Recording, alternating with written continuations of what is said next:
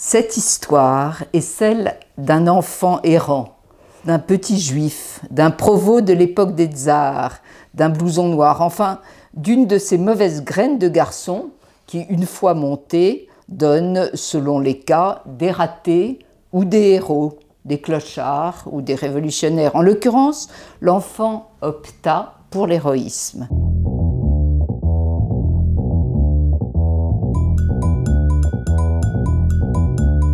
Edmond de Charleroux, ça a été la dernière compagne de Zinovy Peshkov et elle avait ambitionné d'écrire la biographie de cette véritable légende qu'est Zinovy, mais la maladie l'en a empêché et c'est moi qui ai repris le flambeau.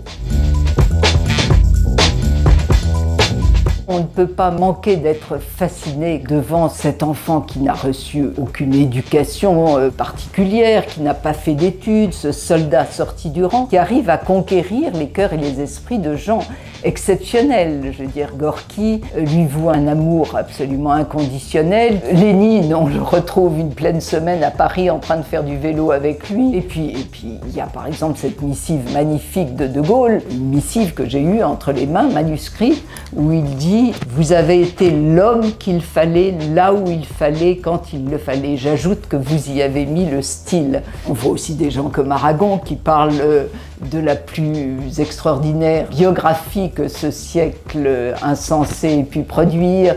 Nina Berberova parle d'un homme comme il s'en rencontre rarement au monde.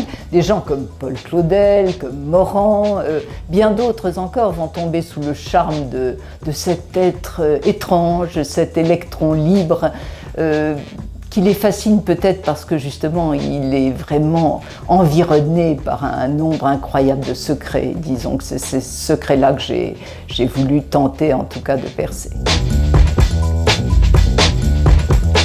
Oui, c'est la première biographie qui ait jamais été publiée sur lui. Il faut avouer aussi que les documents n'étaient pas disponibles jusque-là. Ces archives au ministère des Affaires étrangères n'avaient pas été encore classées, donc c'est moi qui ai eu accès la toute première et puis j'ai eu la chance extraordinaire d'avoir des archives familiales qui m'ont été livrées, dont des lettres de De Gaulle, enfin des trésors absolus dont on n'imaginait même pas qu'ils puissent comme ça nous ouvrir la porte d'un tel personnage. Il reçoit une blessure terrible sur les champs de bataille. Il arrive à l'hôpital américain, réussit à convaincre le chirurgien qui n'en pouvait plus d'avoir travaillé toute la journée de lui couper le bras. 2 jours plus tard, il est là. À côté de lui, il y a des pauvres gars qui ont la tête fracassée. Et lui, il se dit, ben, en fin de compte, je m'en suis quand même très très bien tiré.